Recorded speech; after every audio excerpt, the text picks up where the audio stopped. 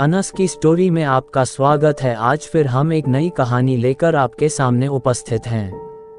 तो चलिए शुरू करते हैं आज की कहानी। इंदौर शहर के पास एक छोटा सा गांव था जिसका नाम था बदलापुर।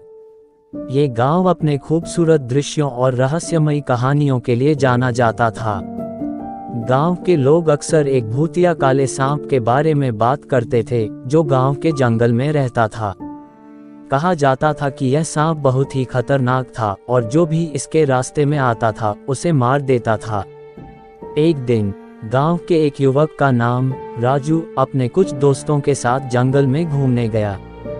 वे जंगल में बहुत ही मस्ती कर रहे थे और उन्हें पता ही नहीं चला कि वे भूतिया सांप के इलाके में पहुंच गए हैं। राजू और उसके दोस्त जंगल में चलते हुए एक नदी के किनारे पहुंचे।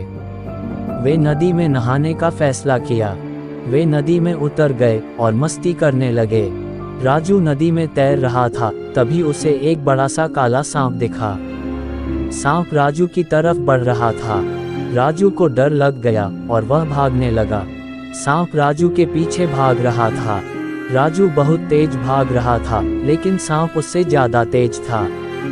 सांप ने राजू को पकड़ लिया और उसे अपनी जकड़ में ले लिया। राजू चीखने चिल्लाने लगा, लेकिन उसके दोस्तों को उसकी आवाज नहीं सुनाई दी। वे नदी में मस्ती कर रहे थे। राजू को पता था कि अब उसकी मौत हो चुकी है। उसने भगवान से प्रार्थना की और उसे बचाने की विनती की। उसी समय एक बुजुर्ग व्यक्ति वहां आ गया। उसने सांप को राजू से दूर हटने के लिए कहा। सांप ने बुजुर्ग व्यक्ति को देखा और उसे घूरने लगा। बुजुर्ग व्यक्ति बहुत ही शक्तिशाली था। उसने सांप को एक ही झटके में मार दिया। बुजुर्ग व्यक्ति ने राजू को उसकी जकड़ से मुक्त किया। राजू बहुत थका हुआ और घबराया हुआ था।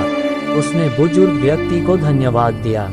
बुजुर्ग व्यक्ति ने राजू को बताया कि वह एक तांत्रिक है और वह भूतिया सांप को मारने के लिए आया था। उसने राजू को बताया कि भूतिया सांप बहुत ही खतरनाक है और उसने कई लोगों को मार डाला है।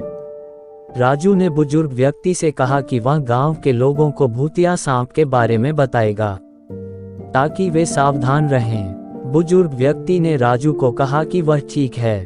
उसने राजू को गांव जाने के लिए कहा। राजू बुजुर्ग व्यक्ति से विदा लेकर गांव चला गया। उसने गांव के लोगों को भूतिया सांप के बारे में सब कुछ बताया। गांव के लोग राजू की बात सुनकर बहुत डर गए। उन्होंने फैसला किया कि वे भूतिया सांप को मारने के लिए एक योजना बनाएंगे। गांव के लोगों ने एक दिन एक बड़ी सभा बुलाई। सभा में उन्होंने भूतिया सांप को मारने की योजना बनाई। योजना के अनुसार गांव के लोग एक दिन जंगल में जाकर भूतिया सांप को मार देंगे। जैसा कि योजना थी, गांव के लोग एक दिन जंगल में गए। उन्होंने सांप को नदी के किनारे देखा। उन्होंने सांप पर हमला किया और उसको मारने के लिए एक युवा ने सांप के ऊपर लाठी से हमला किया, लेकिन सांप नहीं मरा कर सांप ने भी गांव वालों पर हमला किया और एक व्यक्ति घायल हो गया। गांव वाले भूतिया सांप को मार नहीं पा रहे थे, लेकिन इतने में राहुल को याद आया कि बुजुर्ग व्यक्ति ने राजू को एक मंत्र दिया था जिससे सांप की शक्तियां कुछ पल के लिए खत्म हो जाएंगी। राहुल ने वह मंत्र पढ़ा और फिर सभी गांव वालों ने भूतिया सांप पर एक साथ हमला किया और सांप मार गया। गांव के लोगों ने सांप को मारकर जंगल में जला दिया। उन्होंने खुशी मनाते हुए कहा कि अब गांव में भूतिया सांप का खतरा नहीं रहेगा। राजू को गांव के लोगों ने बहुत धन्यवाद दिया। उन्होंने राजू को गांव का हीरो कहा। राजू बहुत खुश था कि उसने गांव के लोगों को भूतिया सांप से बचाया था। उसने गांव में हमेशा खुशहाली रहने की कामना की। अंत, अगर आपको वीडियो अच्छी लगी हो तो प्लीज़ वीडियो को लाइक करें और चैनल को भी सब्सक्राइब करके बेल नोटिफिकेशन को ऑल पर प्रेस कर दें। Thanks for your watching.